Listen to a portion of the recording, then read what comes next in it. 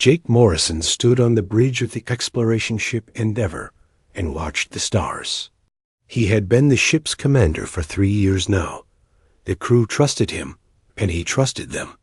They were far from Earth, looking for new worlds where humans might live someday. The ship's computer made a soft beeping sound. Lisa Carter looked up from her science station. She was the ship's doctor and studied alien life forms. Her dark hair was pulled back in a simple ponytail, and her brown eyes showed excitement. "Commander, I'm getting strange readings," she said. "There's something big out there." Jake walked over to her station. The screen showed dots of light moving toward them.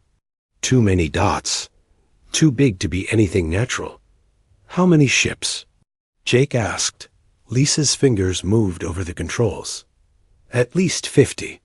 Maybe more. They're huge, sir." Ben Torres, the ship's captain, stood up from his chair. He was an older man with gray hair and kind eyes. But right now, those eyes looked worried. "Red alert," Ben said. "All hands to battle stations." The lights on the bridge changed from white to red. The crew moved quickly to their positions. Jake felt his heart beating faster. This was their first contact with alien life. They had always hoped it would be peaceful. The alien ships got closer. They were black and looked like giant spears. Each one was 3 times bigger than the Endeavour. Strange symbols glowed on their sides. "They're trying to talk to us," said the communications. "Officer, should I answer?" Ben nodded. "Put them on screen." The main screen flickered. Then Jake saw something that made him step back.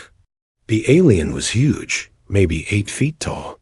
Its skin was covered in black scales that looked like armor. Sharp claws extended from its hands. Yellow eyes stared at them with cold intelligence. Soft flesh.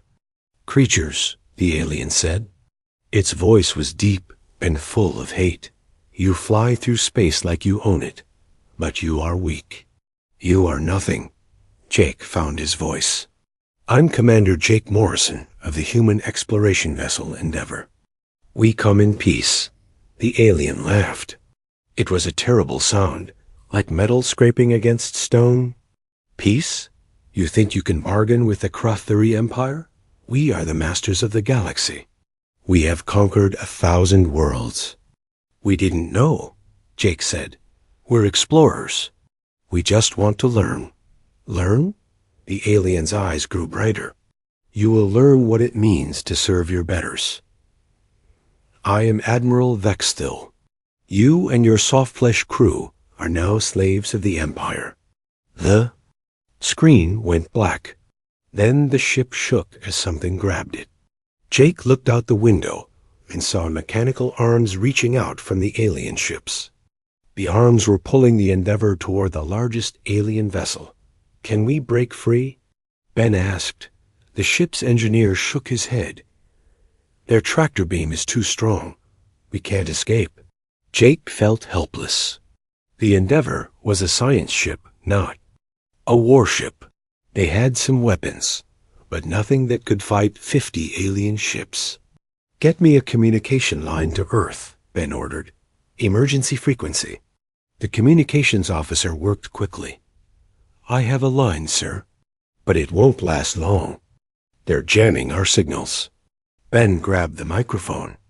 "This is Captain Ben Torres of the Endeavour. We have made contact with hostile aliens called the Krathuri. They consider humans weak and are taking us prisoner. They think Earth is a paradise world. They're wrong about us, but they don't know that yet. Earth needs to prepare. They're coming." The line went dead. The jamming had started. The ship shook again as it was pulled into the alien vessel. Jake looked around at his crew. They were scared, but they were ready to face whatever came next. The docking bay of the alien ship was huge. Strange machines moved around like metal spiders. The air was thick and hot. Jake could see alien soldiers waiting for them. They were all as big as Admiral Vexthil, with the same black scales and yellow eyes. Put on your environment suits. Jake ordered. We don't know what their air will do to us. The crew put on their protective gear. Jake wished they had better weapons, but exploration ships weren't built for war. They had only basic defense tools. The airlock opened. Alien soldiers rushed in. They moved fast, but Jake noticed something strange. They were breathing hard, like they were having trouble with the air. Their scales looked wet with sweat. Too cold, one of them said to another.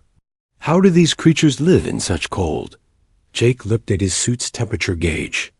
It was 22 degrees Celsius. That was comfortable for humans. But these aliens were acting like it was freezing. The aliens grabbed the crew with their clawed hands. Jake felt those claws dig into his suit, but they didn't tear through. The material was stronger than the aliens expected. They were marched through the alien ship. The hallways were dark and hot. Steam came from pipes in the walls. The air smelled like sulfur and burned metal. Jake realized this ship was built for a world much hotter than Earth. Lisa walked beside him. Even with her hands tied, she was studying everything around them. She was a scientist first, and she was learning. Commander, she whispered, look at their breathing. Look at how they move. They're not comfortable in their own ship's environment. Jake looked closer. She was right. The aliens were constantly adjusting their position, like they were too hot or too cold. They had to work hard just to stay comfortable. They were brought to a large room with cages. Other alien species were already locked up. They looked defeated and scared. Jake realized these were other races that the Kratheri had conquered. Welcome to your new home, Admiral Vexthal said. He stood in front of the cages like a general, reviewing his troops. You will work in the mining colonies. You will dig precious metals from dead worlds. If you work hard, you might live long enough to see your grandchildren born into slavery. The cage door slammed shut. Jake and his crew were trapped. But Jake wasn't feeling defeated. He was starting to understand something important. These aliens thought humans were weak because Earth was a paradise world. They had no idea what Earth was really like. They had never experienced hurricanes or blizzards. They had never lived through earthquakes or volcanic eruptions. They thought 22 degrees was cold. If they ever tried to invade Earth, they would learn the truth. Humans weren't weak. They were survivors. They had learned to live on a world that changed its mind about everything, weather, temperature, even the ground under their feet. The aliens ruled the galaxy because they came from a harsh world that made them tough. But Earth was harsh in different ways. Ways that made humans adapt and think and never give up. Admiral Vexthal walked away, sure that he had won. But Jake was already planning. His crew was already thinking. And somewhere far away, Earth was getting ready for visitors who didn't understand what they were about to face. The Kratheri had ruled as Deathworlders for 1,000 years, but they had never met humans before. They were about to learn that there was more than one way to survive in a dangerous universe. 3 months had passed since the Endeavor disappeared. Earth's governments worked together like never before. The message from Captain Ben Torres had changed everything. Humanity was no longer alone in the universe, and they were not welcome. General Zakmer stood on the command deck of his flagship, watching the small blue planet grow larger on the screen. He was proud of his black scales and sharp claws. His yellow eyes glowed with confidence. Behind him, 50 of the Empire's best warships followed in perfect formation. Such a small world, he said to his second-in-command, and so blue. No wonder. The creatures are weak. They live in paradise while we grew strong on the burning rocks of Vorthik Prime. The second-in-command nodded. Should we demand surrender first, General? Zakmer laughed. Why waste time? We will destroy a few of their cities, Then they will beg to serve us. Soft-flesh creatures always do. But Earth was not sleeping. Admiral Chris Parker stood in the command center of the Human Defense Fleet. His ships were spread throughout the solar system, hidden behind asteroids and moons. They had learned much. From the Endeavor's final message. "Remember," Chris said into his communicator, "these aliens think we're weak. Let's show them they're wrong. All ships, weapons ready." Colonel Amy Rodriguez commanded Luna Station, the moon base that protected Earth. She had been a soldier for 20 years, and she had never faced anything like this. But she was ready. "Incoming transmission from the alien fleet," her communications. Officer reported. "Put it through," Amy said. General Zachmer's face filled the screen. He looked even more frightening than Admiral Vexthal. His scales were darker, and his claws were longer. "Creatures of the Paradise World," he said. "I am General Zachmer of the Krathari Empire. You will surrender now, or we will burn your cities to glass." Amy stood up straight. "I am Colonel Amy Rodriguez of the Earth Defense Force. We do not surrender. If you want our world, you'll have to take it." Zachmer's eyes widened. He had never heard such words from a conquered species.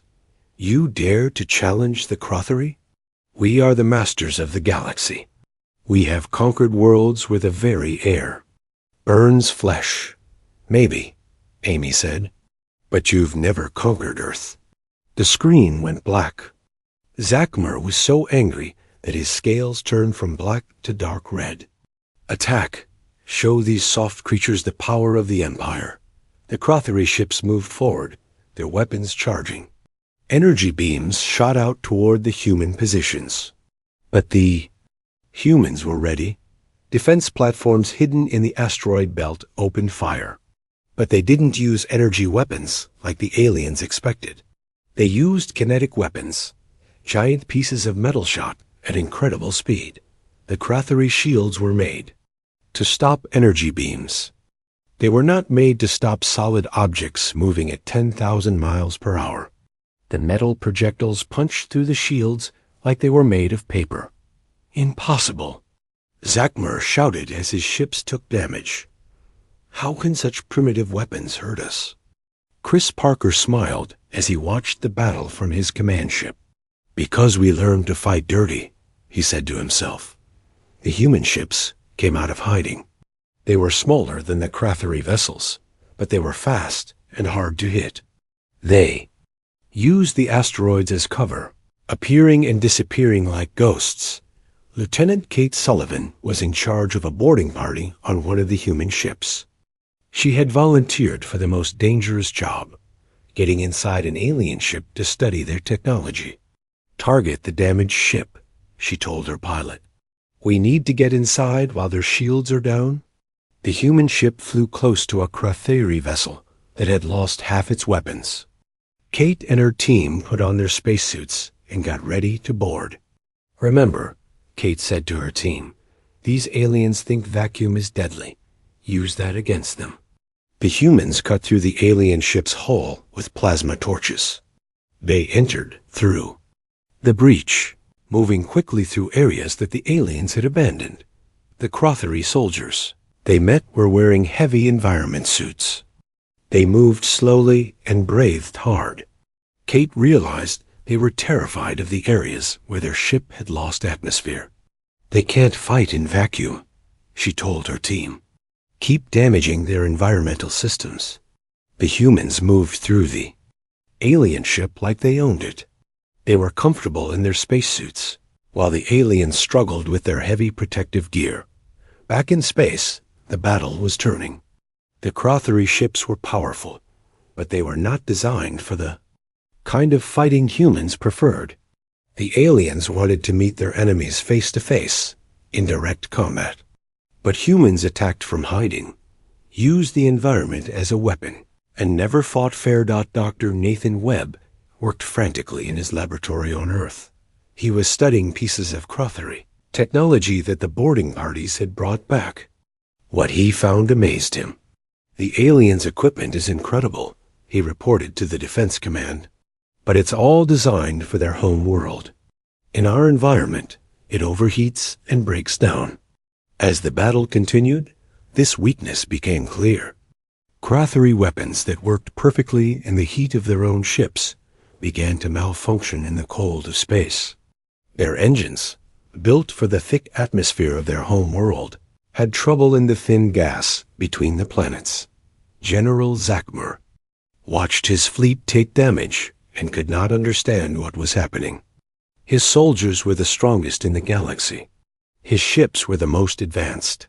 But somehow, the soft-flesh creatures were winning. "Sir," his second-in-command said, "we're losing ships.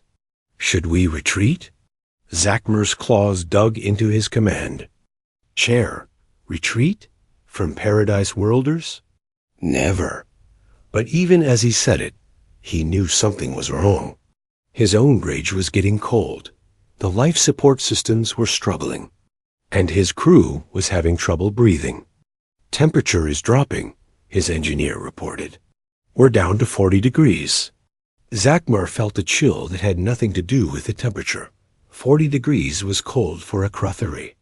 Very cold, but he remembered that the human prisoners had been comfortable at 22 degrees.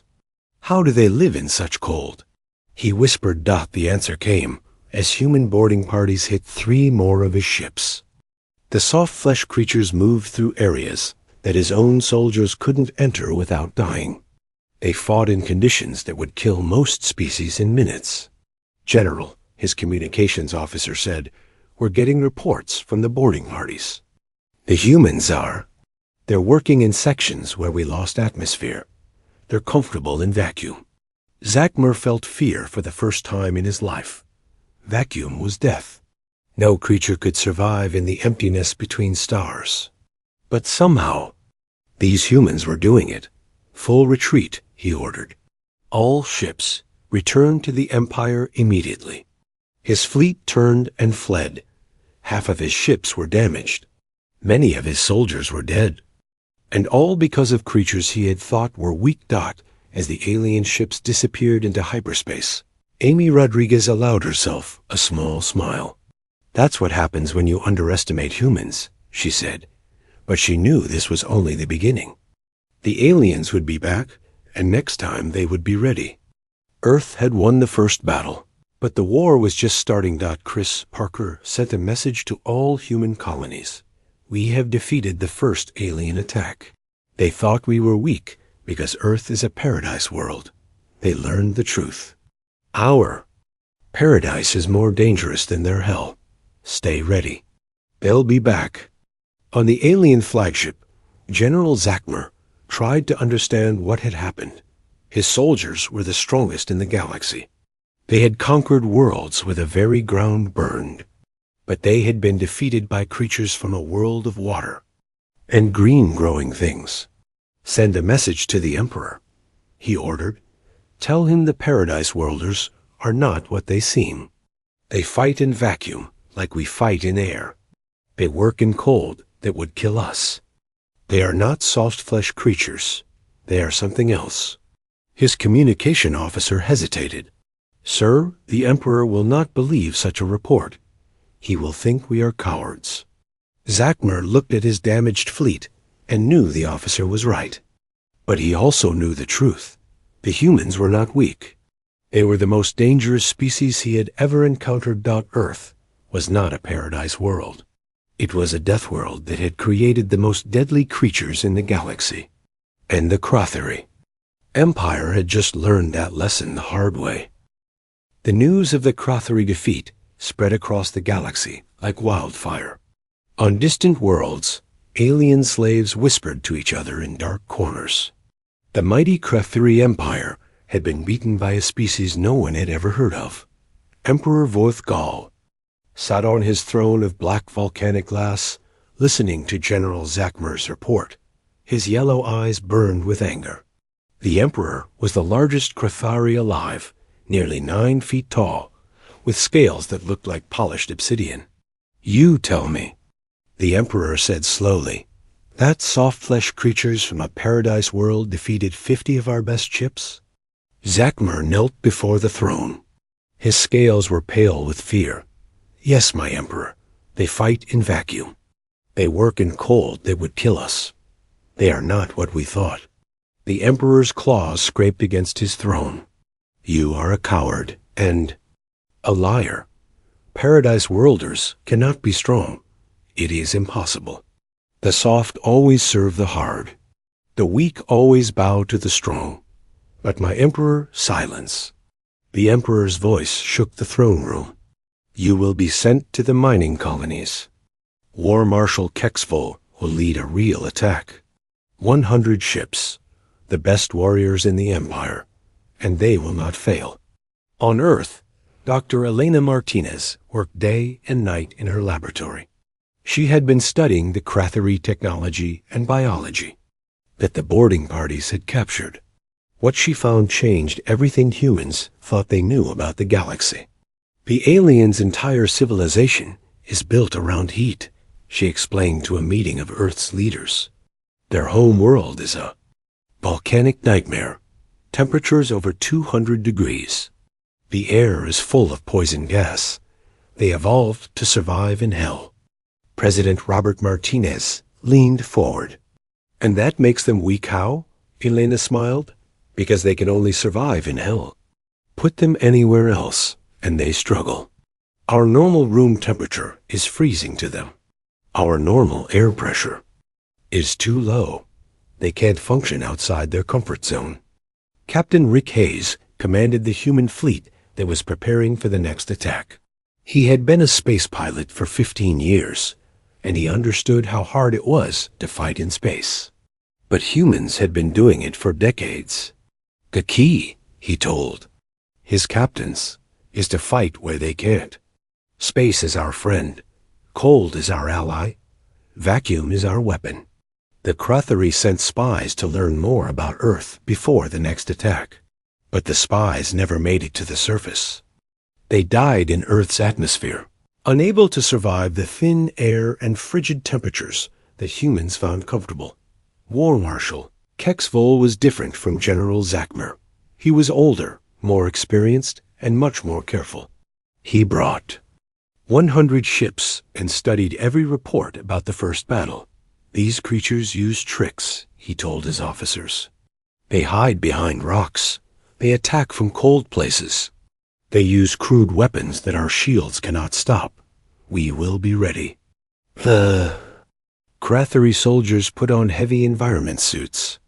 They brought heating units to keep their weapons working. They prepared for battle in the extreme cold of Space Dot, but Paul Fisher, the human commander, had been preparing too. He had spent months studying Crathery tactics. He knew how they fought, and he knew how to beat them. They expect us to hide behind asteroids, Paul told his fleet, so we won't. They expect us to use kinetic weapons, so we will, but not the way they think. The second battle began near Jupiter. The Crathery fleet was impressive, 100 massive ships in perfect formation. Their weapons were charged and ready. Their shields were at full power, but Paul's fleet was spread across the entire solar system. Some ships hid in the asteroid belt. Others waited near the moons of Saturn. A few brave crews positioned themselves in the comet cloud at the edge of the solar system. Begin Phase 1, Paul ordered. The first attack came from the asteroid belt. Kinetic weapons fired at the Crathery ships, just like in the first battle. But these were not the simple metal projectiles the aliens expected. The projectiles were ice. Frozen water and carbon dioxide, shaped into spears and fired at incredible speed. When they hit the Crathery shields, they didn't bounce off. They shattered into millions of pieces that got through the energy barriers. Impossible, Kexvol shouted. How can frozen water penetrate our shields? His science officer worked frantically at his station. Sir, the ice is disrupting our shield frequency. The energy barriers are designed to stop solid objects, not clouds of frozen particles. The ice storms hit the Crathery ships like invisible hammers. The alien vessels shook and sparked as their systems overloaded. But this was only the beginning. Phase 2, Paul ordered. Human ships came out of hiding near Saturn's rings. They had been waiting in the shadow of the giant planet, hidden by the ice and rock that surrounded it. But they weren't using weapons. Instead, they were using tools. Mining lasers designed to cut through asteroids. Industrial magnets meant to collect metal debris. Construction equipment built to work in the vacuum of space that the Crathuri had prepared for a war. They had not prepared for a construction project. The human ships began to take apart the alien vessels piece by piece. Mining lasers cut through hull plating. Magnets pulled away weapon systems. Construction mechs grabbed entire sections of ships and threw them into Jupiter's gravity well. "They're dismantling us," Kexvol's second-in-command reported. "Our ships are being taken apart." Engineer Sally Thompson led the most daring part of the attack. She commanded a small team of human engineers who specialized in working in vacuum. Their job was to get inside the Crathuri ships and disable them from within. "Remember," Sally told her team, "these aliens can't survive in vacuum. If we can breach their hulls, they'll have to retreat to protected areas. Then we can take over their ships." The engineers used simple tools, cutting torches, wrenches, and wire cutters. They moved through the alien ships like they were fixing a broken satellite. The Crathuri soldiers couldn't follow them into the areas where atmosphere had been lost. "How are they doing this?" Kexvol demanded. "No creature can work in vacuum, but humans could. They had been working in space for generations. They were comfortable in their suits, skilled with their tools, and fearless in the face of the infinite emptiness between stars." The battle turned into a rout. The Crathuri ships, built for direct combat, were helpless against human engineering. One by one, their vessels were disabled, boarded, or destroyed.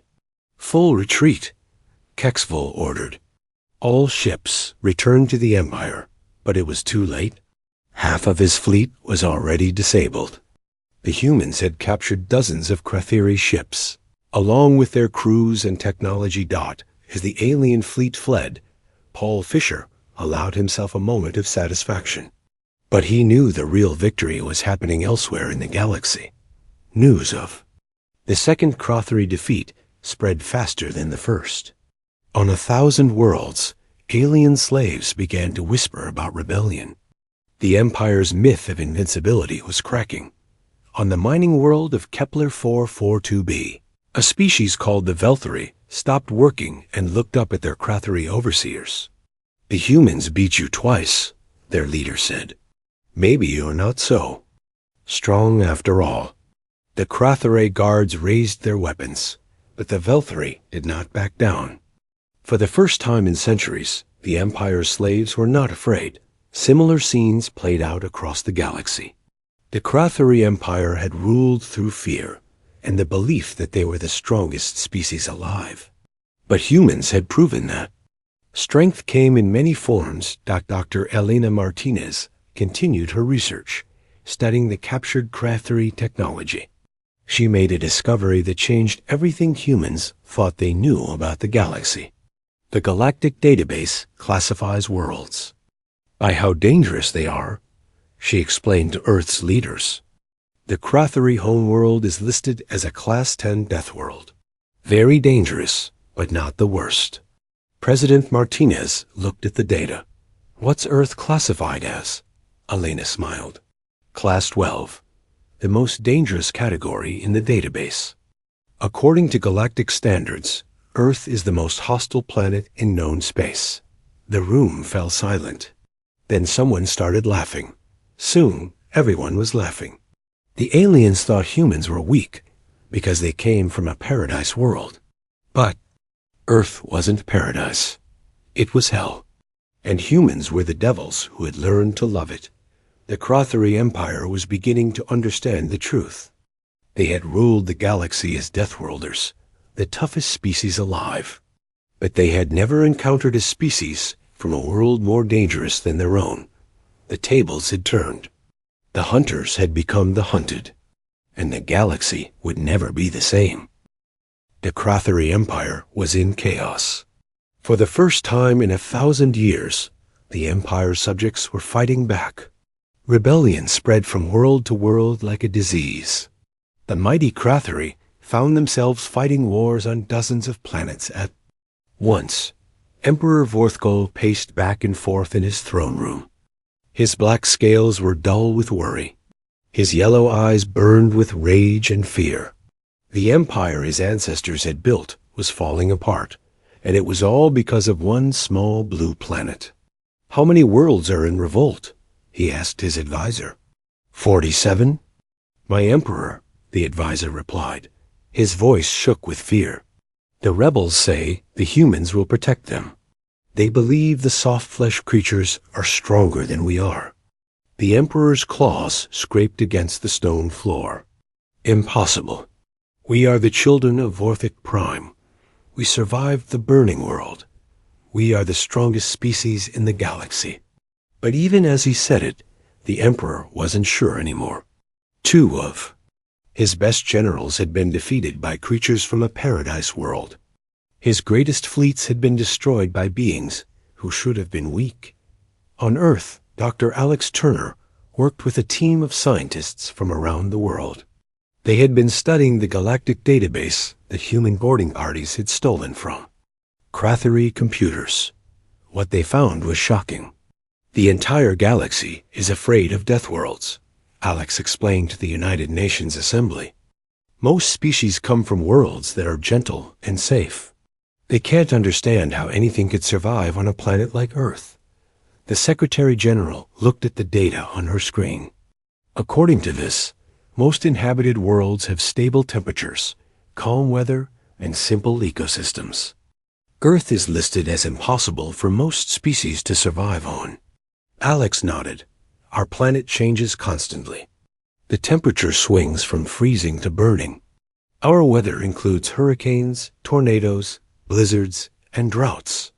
We have earthquakes, volcanoes, and tsunamis. Most aliens would die here in minutes." "But the Krathari come from a volcanic world," someone pointed out. "How are they weaker than us?" Alex smiled. "Because their world is stable.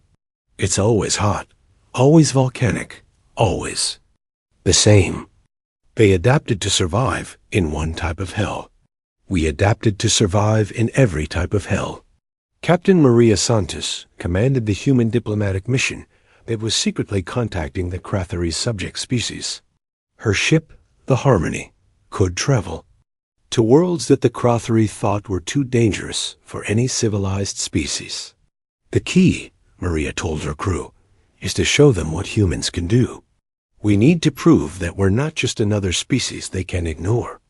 The first world they visited was Frost 7, a planet covered in ice and snow. The Krathari had built a mining colony there, but they could only work in heated buildings. The native species, called the Ikari, were used as slave labor because they could survive in the cold. When Maria's ship landed, the Krathari guards laughed. "Paradise worlders," one of them said. "They'll freeze to death in minutes." But Maria and her team stepped out of their ship wearing simple environment suits. They walked across the frozen ground like it was a summer day. The Ikari stared in amazement. The Krathari guards stopped laughing. "How are you doing this?" the head guard demanded. "The temperature is minus 40 degrees. Maria smiled inside her helmet. "Where we come from, this is skiing weather." The demonstration had the effect she wanted. The Ikari began to whisper among themselves. The Krathari guards called for backup. But word of what happened spread across the planet in hours. Similar scenes played out on world after world. Humans worked in conditions that other species found impossible. They survived in places where the Krathari couldn't go without heavy protection. On the desert world of burning sands, humans walked in heat that forced Krathari soldiers to stay in air-conditioned vehicles. On the ocean world of deep blue, humans dove to depths that crushed most species' bodies. The psychological impact was devastating. The Crothurae had built their empire on the idea that they were the ultimate survivors. But humans were proving that there were beings who could survive anywhere. Emperor Vorthgal received reports from across the galaxy. Each one was more impossible than the last. Paradise worlders working in vacuum. Soft flesh creatures surviving. In acid rain. Wheat beings lifting weights that would crush most species. Find out everything about this planet Earth, he ordered his spies. I want to know how Paradise worlders became so dangerous. The spies tried to reach Earth, but they never made it past the moon. The thin atmosphere and low gravity of Luna was too extreme for them.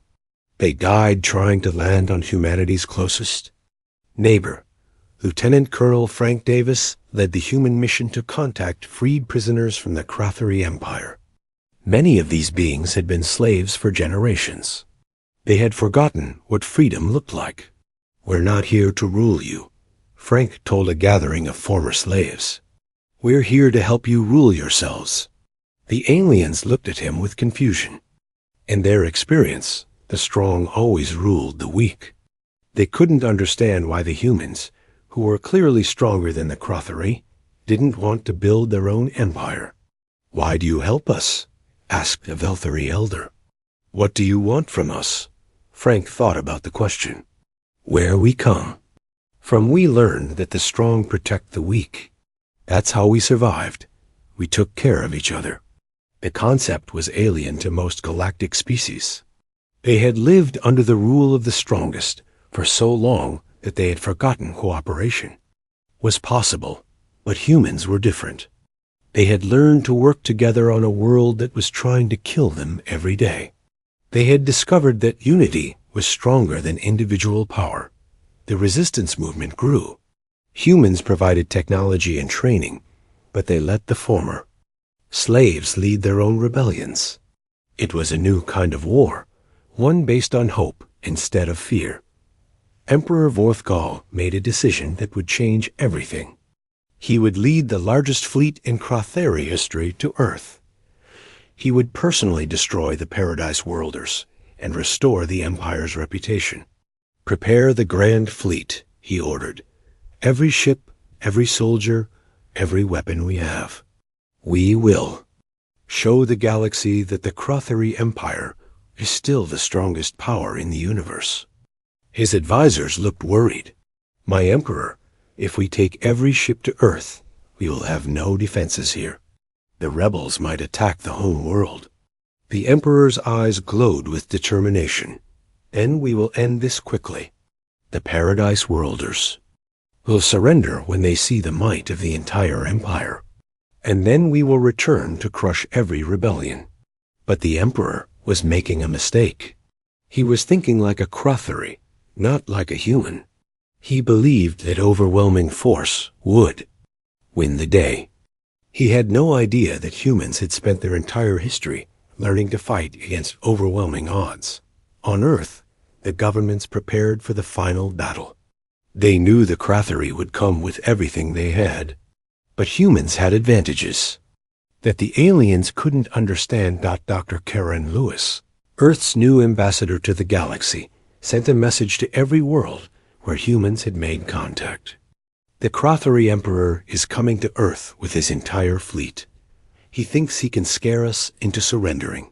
He's about to learn that humans don't scare easily. The message was simple, but it spread hope across the galaxy. The Paradise Worlders were not afraid of the Empire's greatest fleet.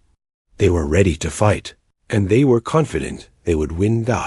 As the Crothurae Grand Fleet prepared to leave for Earth, rebel forces across the galaxy got ready for their own battles. The Empire was about to learn that there was more than one way to be strong. The greatest test was coming. The children of the burning world would face the children of the changing world, and the galaxy would see which type of strength was truly superior. Emperor Vorthgal stood on the bridge of his flagship, watching his fleet assemble. 1,000 ships, the greatest armada in galactic history. Surely no Paradise Worlders could stand against such might, but he was wrong. Paradise Worlders had been standing against impossible odds for millions of years. They had learned to find strength in each other, wisdom in change, and hope in the darkest moments. The battle for the galaxy was about to begin, and the Crotheri were about to discover that they had never been the strongest species in the universe. They had just never met humans before. Emperor Vorthgol's grand fleet arrived at Earth's solar system like a storm of black metal and death. 1,000 ships stretched across space, each one larger than anything humans had ever built. The Emperor stood on his flagship's bridge, his yellow eyes fixed on the small blue planet that had caused so much trouble. "Look at it," he said to his commanders. "So small, so peaceful. How could such a weak world produce creatures that threaten our empire?" General Cortheville, his most trusted advisor, studied the tactical displays. "My Emperor, our scouts report unusual activity throughout the solar system. The humans have had months to prepare." The Emperor's claws tapped against his command chair. "No matter. They are Paradise Worlders. Soft flesh cannot stand against the children of Vorthic Prime." But the Emperor was about to learn that Earth was not the paradise he imagined. On Earth, President Robert Martinez stood in the Global Command Center, watching the alien fleet approach. Leaders from every nation on Earth were present, united, for the first time in human history. The threat from space had brought humanity together like nothing ever had. "They've brought everything," reported Admiral Gary Peterson. "Every ship in their empire is out there." "Good," said General Patricia Clark. "That means they left their home worlds undefended. The rebellions can succeed while we keep the Emperor busy here." The plan was simple but brilliant. Humans would use Earth itself as a weapon. The Crotheri had never fought on a planet like this. They had no idea what they were walking into. "Begin Phase 1, President Martinez ordered. The first surprise came when the Crotheri tried to destroy Earth's orbital defenses. They expected to find space stations and weapon platforms. Instead, they found clouds of ice and metal debris that looked like natural asteroids. "Sir," reported the Emperor's science officer, "the debris field is interfering with our targeting systems. Our weapons are designed for precise strikes, not area bombardment." The Emperor growled in frustration. "Then we will land troops on the surface. Prepare the dropships." But landing on Earth was harder than the Crotheri expected. Earth's atmosphere was thicker than their home worlds. The gravity was different. The weather was completely unpredictable.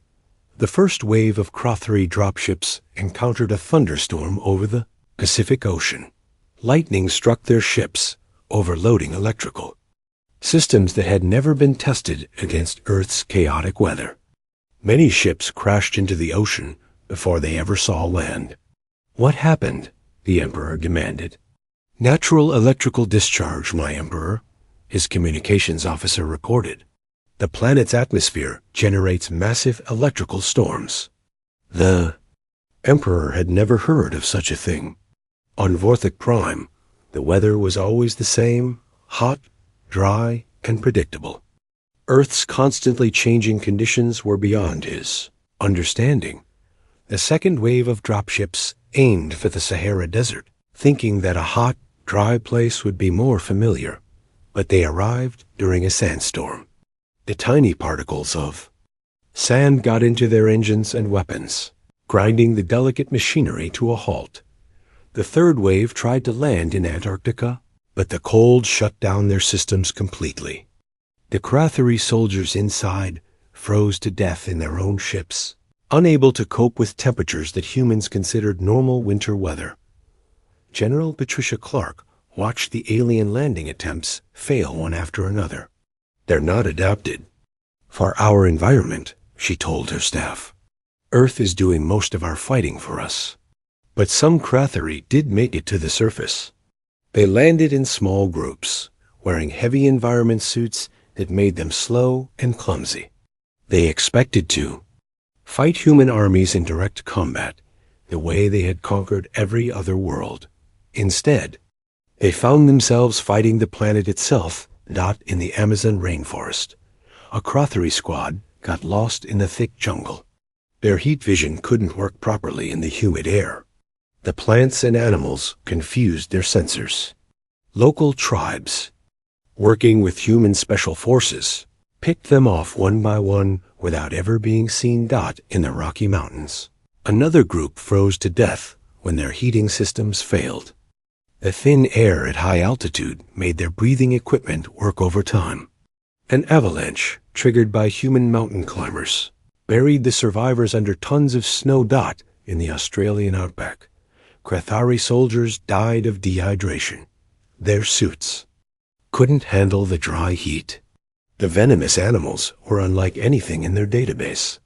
They were found days later, defeated by creatures they had never imagined could exist.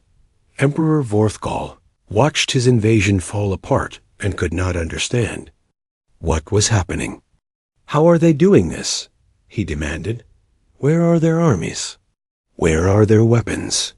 "Sir," his advisor said carefully, "it appears the planet itself is fighting us. The environment is hostile to our species." "Impossible." The Emperor roared. "It's a paradise world. The database says so." But the database was wrong. Earth wasn't paradise. It was the most dangerous planet in the galaxy, and humans were the apex predators that had learned to thrive in its chaos. The turning point came when Emperor Vorthgal decided to challenge Earth's leader to single combat. It was an old Crothery tradition. The strongest warrior would fight for control of the planet. President Martinez accepted the challenge, but he insisted the fight take place in neutral conditions, a simple meadow in Kansas with no environmental protection for either fighter. Neutral conditions? The Emperor laughed. "On your own world? That hardly seems fair." "It's the most neutral place I can think of," Martinez replied. "Just grass, fresh air, and sunshine. What could be more peaceful?" The Emperor agreed, thinking it would be an easy victory. He was 9 feet tall, covered in natural armor, and armed with claws that could cut through steel. The human president was smaller, older, and looked fragile. The duel was broadcast across the galaxy. Billions of beings watched as the Emperor of the mighty Crothery Empire prepared to fight a soft-flesh creature from a paradise world. But when the Emperor stepped out of his environmental suit, he immediately began to struggle. Earth's atmosphere was too thin for his lungs. The gravity was wrong for his massive body. The temperature, a comfortable 22 degrees, was like being frozen alive. Within minutes, the mighty Emperor collapsed, gasping for air and shivering with cold. He didn't die, but his complete helplessness was obvious to everyone watching. President Martinez knelt beside the fallen Emperor. "This is what we call a nice spring day," he said gently. "Where I'm from, children play outside in weather like this." The image of the Emperor's defeat spread across the galaxy faster than any weapon. The myth of Crothery invincibility died in a Kansas meadow, killed by fresh air and sunshine. The Crothery Empire didn't fall through conquest. It collapsed because its foundation, the belief that they were the strongest species alive, crumbled. Completely on world after world, Crothery garrisons surrendered without a fight. The soldiers realized they were not the ultimate survivors they had believed themselves to be. They were specialists, adapted for one type of environment, helpless everywhere else. Humanity emerged as liberators, not conquerors. They helped establish new governments on freed worlds, but they didn't try to rule them. The concept was alien to most species, but it worked. Dr. Karen Lewis became Earth's first galactic ambassador, working to build a new kind of civilization based on cooperation instead of domination. The freed worlds formed the Galactic Federation, with Earth as one member among many equals. The Crothery found their place in the new galaxy too. Stripped of their empire, but not destroyed, they discovered they had valuable skills. Their ability to work in extreme heat made them excellent partners in industrial projects. Their strength was useful in construction and mining. Emperor Vorthgol abdicated his throne and became a simple citizen of the Federation. He spent his remaining years studying Earth's environment, trying to understand how such a paradise had created the galaxy's most adaptable species. "We thought strength meant surviving the worst conditions," he said in his memoirs. "But humans taught us that true strength means adapting to any conditions." The galaxy began to heal. Trade replaced conquest. Cooperation replaced competition. Different species learned to work together, each contributing their unique abilities to solve common problems. Human exploration teams ventured into the deep galaxy, their ability to survive anywhere making them perfect ambassadors to worlds others couldn't visit. They brought not conquest, but friendship and understanding. The Krathri homeworld of Vorthik Prime became a research station, jointly operated by humans and former Empire citizens. Scientists from across the galaxy came to study extremophile biology and develop new technologies for hostile environments. Years later, children on 1,000 worlds learned the story of how the galaxy changed. They learned about the empire that ruled through fear and the species that showed them a better way. In schools across the Federation, teachers would end the story with the same words. They ruled as Deathworlders until humans proved them wrong. True strength is not surviving the storm, but learning to dance in the rain. The Krathri had been the children of a burning world, tough and fierce and proud. But humans were the children of a changing world, adaptable and clever and kind. And, in the end, the galaxy learned that kindness was the strongest force of all. The age of empires was over. The age of cooperation had begun. And it all started because a small,